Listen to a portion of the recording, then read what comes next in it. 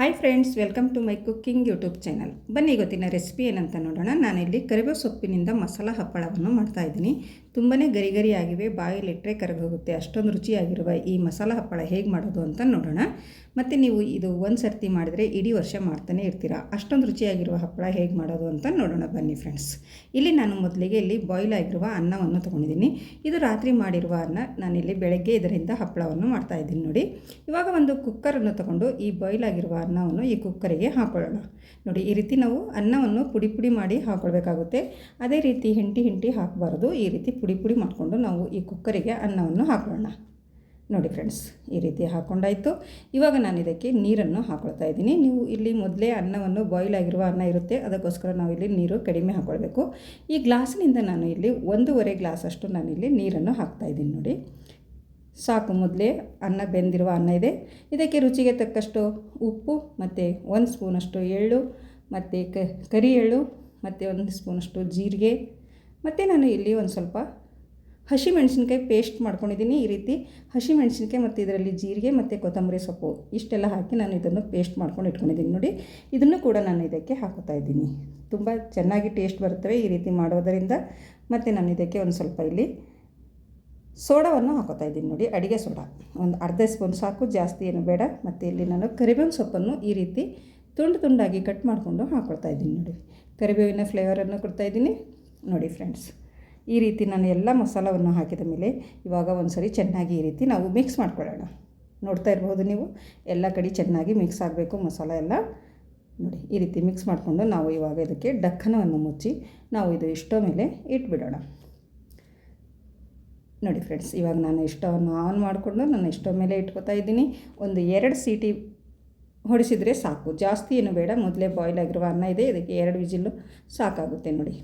ಇವಾಗ 2 ವಿಜಿಲ್ ಆಗಿದೆ. ನಾನು ಇವಾಗ ಇದನ್ನು ಕೆಳಗಡೆ ಇಕ್ತಾಯಿದ್ದೀನಿ. ತುಂಬ ಬಿಸಿ ಇದೆ, ಇನ್ನು ಸ್ವಲ್ಪ ಇದು ಆರಬೇಕು ನೋಡಿ. ಆರಿದ ಮೇಲೆ ನಾವು ತೆಗೆದು ನೋಡೋಣ ಯಾವ ರೀತಿ ನಮ್ಮ ಅನ್ನ ಬೆಂದಿದೆ ಅಂತ ನೋಡ್ಕೊಳ್ಬೋದು. ಇವಾಗ ಆರಿದೆ ನೋಡಿ, ನಾನು ಇದನ್ನು ತೆಗಿತಾ ಇದ್ದೀನಿ. ಸೀಟಿ ಹೋಗಿದೆ ನೋಡಿ, ಎಷ್ಟು ಚೆನ್ನಾಗಿ ಬಂದಿದೆ ಅಂತ ನೋಡ್ಕೊಳ್ಳಿ. ಎಷ್ಟೊಂದು ಸ್ಮೂತಾಗಿ ಫುಲ್ ಇದು ಬೆಂದು ಹೋಗಿದೆ ನೋಡಿ. ನೋಡ್ತಾ ಇರ್ಬೋದು ನೀವು. ಈ ರೀತಿ ಸೌಟಿನಿಂದ ಮಾಡಿದರೆ ಇದು ಮ್ಯಾಸ್ ಆಗ್ತಾಯಿದೆ ನೋಡಿ. ನೀವು ಸೌಟಿನಿಂದ ಆದರೂ ಮಾಡಿ, ಇಲ್ಲಾಂದರೆ ನೀವು ಈ ಬೇಳೆ ರುಬ್ಬುವ ಒಂದು ಘೋಟ್ನಿ ಅಂತ ಇರುತ್ತಲ್ವ, ಈ ರೀತಿ ಇದರಿಂದ ಕೂಡ ನಾವು ಈ ಥರ ಮ್ಯಾಶ್ ಮಾಡ್ಕೊಳ್ಬೋದು. ಇದರಿಂದ ತುಂಬ ಚೆನ್ನಾಗಾಗುತ್ತೆ, ತುಂಬ ಈಸಿಯಾಗಿ ಮಾಡ್ಬೋದು ನಾವು ಇದರಿಂದ. ಈ ರೀತಿ ಮ್ಯಾಶ್ ಮಾಡ್ಕೊಳ್ಳಿ, ತುಂಬ ಪರ್ಫೆಕ್ಟಾಗಿ ನಮ್ಮ ಈ ಹಪ್ಪಳ ಬ್ಯಾಟರ್ ಅಂತೂ ರೆಡಿ ಆಗುತ್ತೆ ನೋಡಿ.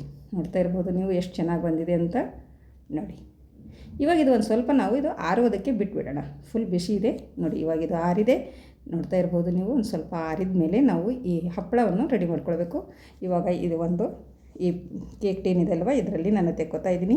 ನೀವು ಯಾವುದಾದ್ರೂ ಒಂದು ಪಾತ್ರೆಯಲ್ಲಿ ತೆಕ್ಕೊಳ್ಬೋದು ನೋಡಿ. ಇಷ್ಟಿಷ್ಟು ಒಂದು ಸ್ಪೂನಿಂದ ನಾವು ತೆಕ್ಕೊಂಡು ಹಪ್ಪಳವನ್ನು ಹಾಕೊಳ್ಳೋಣ ನೋಡಿ. ಇಲ್ಲಿ ನಾನು ಪ್ಲಾಸ್ಟಿಕ್ ಶೀಟ್ ತೊಗೊಂಡಿದ್ದೀನಿ.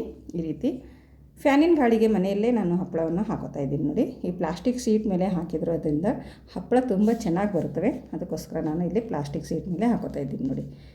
ಈ ರೀತಿ ನಾವು ಒಂದು ಸ್ವಲ್ಪ ನಿಮಗೆ ಎಷ್ಟು ಬೇಕೋ ಅಷ್ಟು ಈ ರೀತಿ ಮಿಶ್ರಣವನ್ನು ಇಟ್ಕೊಂಡು ಮೇಲ್ಗಡೆ ಮತ್ತೆ ಒಂದು ಪ್ಲಾಸ್ಟಿಕ್ ಶೀಟನ್ನು ಇಟ್ಕೊಂಡು ಈ ಪ್ಲೇಟಿನಿಂದ ಒತ್ತಬೇಕು.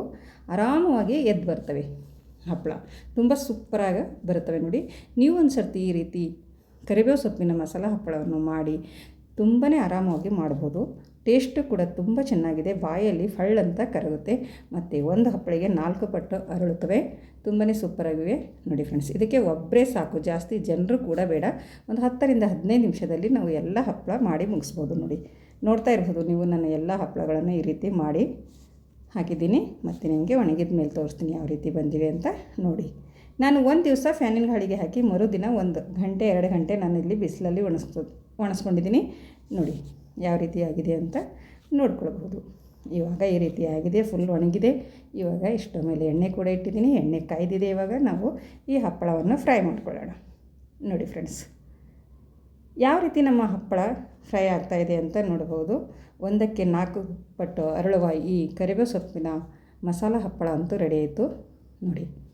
ಇದು ಚಿಕ್ಕವರಿಗೂ ದೊಡ್ಡವರಿಗೂ ಎಲ್ಲರಿಗೂ ತುಂಬಾ ಒಳ್ಳೆಯದು. ಆರೋಗ್ಯಕ್ಕೂ ಕೂಡ ಕರಿಬೇವು ತುಂಬಾ ಒಳ್ಳೆಯದು. ಕಣ್ಣಿನ ದೃಷ್ಟಿ ಕೂಡ ತುಂಬಾ ಒಳ್ಳೆಯದು. ನೀವು ಮನೆಯಲ್ಲಿ ಮಾಡಿ ಕುಡಿ, ಎಲ್ಲರೂ ತುಂಬ ಇಷ್ಟಪಟ್ಟು ತಿಂತಾರೆ. ನಿಮಗೂ ಕೂಡ ತುಂಬಾ ಇಷ್ಟವಾಗುತ್ತವೆ ಈ ಕರಿಬೇವು ಸೊಪ್ಪಿನ ಹಪ್ಪಳ, ಮಸಾಲ ಹಪ್ಪಳ.